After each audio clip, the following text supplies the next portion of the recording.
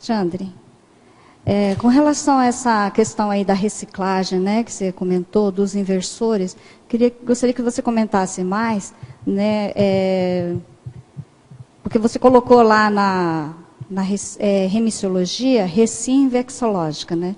Essa reciclagem, né, esses conflitos que, a princípio, os inversores, né, teria vindo preparado pelo curso intermissivo, né, para aplicar essa técnica da inversão, mas, no entanto, né, até chega a ser pesado nessa técnica da INVEX.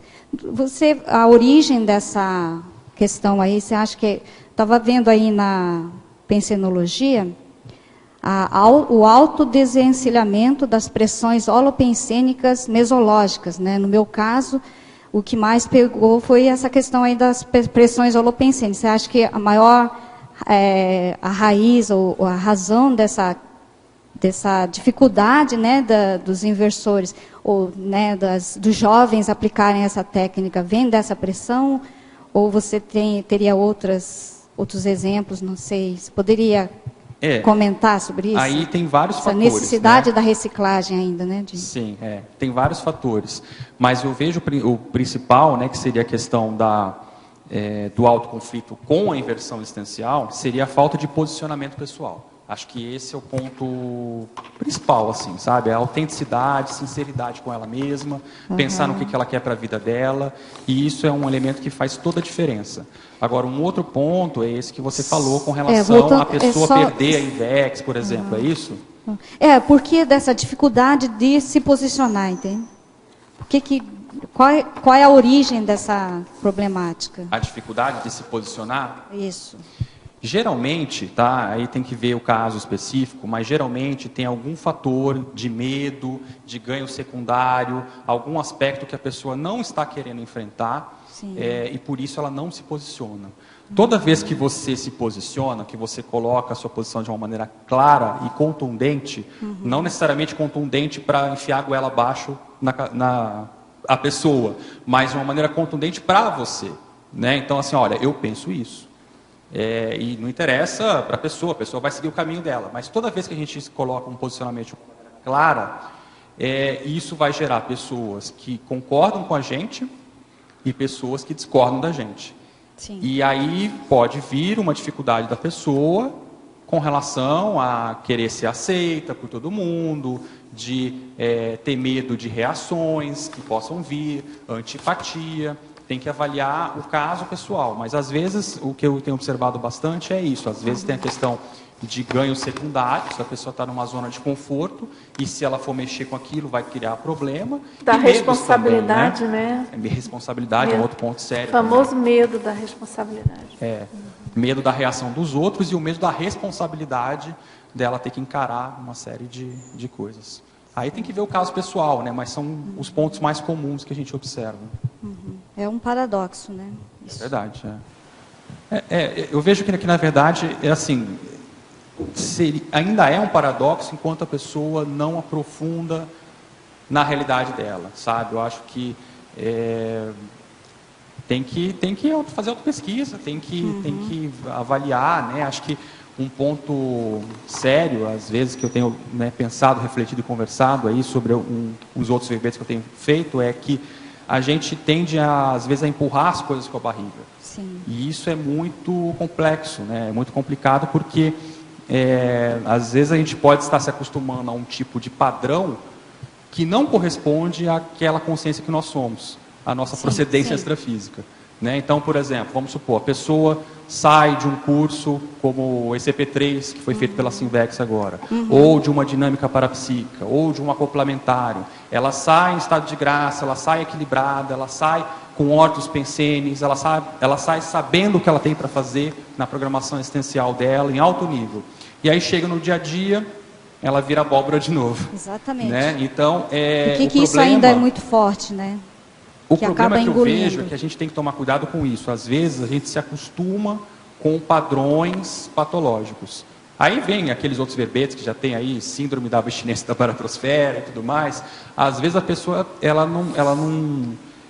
não se atenta que pequenos aspectos do dia a dia dela, ela vai, por exemplo, uma irritabilidade, uma impaciência, uma coisa, e ela vai tendo tolerância com aqueles padrões, vai empurrando com a barriga, e aquilo vai piorando, vai virando uma bola de neve, dali a pouco ela está com assédio implantado nela, né? Então, eu acho que essa tolerância, essa benevolência negativa com a gente mesmo, a gente tem que procurar ter atenção com isso e reciclar esse ponto, sabe? A gente tem que começar a ver isso. Eu tenho procurado observar basicamente isso assim, sabe? Eu tenho observado no meu dia a dia, observado esses pequenos fatores.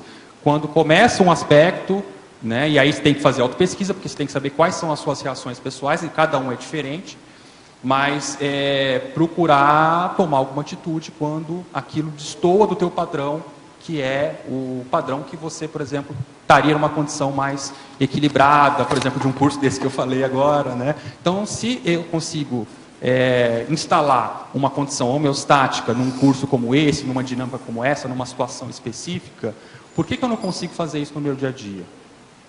Não tem muita lógica isso. Se você consegue por 3 dias, se você consegue por uma semana, um período específico, em tese, nós temos condições de conseguir implantar isso por mais tempo, né? E aí eu acho que o problema é que a gente às vezes é tolerante demais com algumas coisas, mais do que a gente deveria. Esse é o meu ponto de vista, pelo menos. Ok, obrigada. Eu queria que você falasse, enquanto isso, sobre a paradoxologia. O paradoxo de um adolescente poder ser mais equilibrado quando comparado ao adulto. Que eu acho que isso resume muito bem. Resume não, mas é um indicador muito sério da condição do inversor, né? Exatamente. Esse era o ponto que a gente estava comentando aí, que é o grande paradoxo, que é como aquela personalidade que é mais jovem, que tem menos estrutura, menos estofo, pode ter mais maturidade do que aquela pessoa que é mais velha, que já tem mais experiência de vida, que está mais assentada. Então, esse é um paradoxo que, para mim, resume a paragenética, resume o curso intermissivo, resume a responsabilidade interassistencial que aquela pessoa tem, né? Então, esse é um ponto sério aí que eu vejo. Agora, Alexandre, na sua experiência, lidar com esse paradoxo, como é que foi? Porque é alguma coisa que deve ser automática, né? Você jovem, se deparando com situações de absoluta imaturidade dos mais velhos e você se posicionando sobre isso, né? Como você lidou com isso? Como você vê? Que dica você pode dar para os jovens? Eu vejo assim, a dica que eu daria é o seguinte: eu perdi muito tempo, talvez com a minha família e com outros contextos, me vitimizando em relação à família, né? E o que é essa vitimização? Qualquer tipo de reclamação.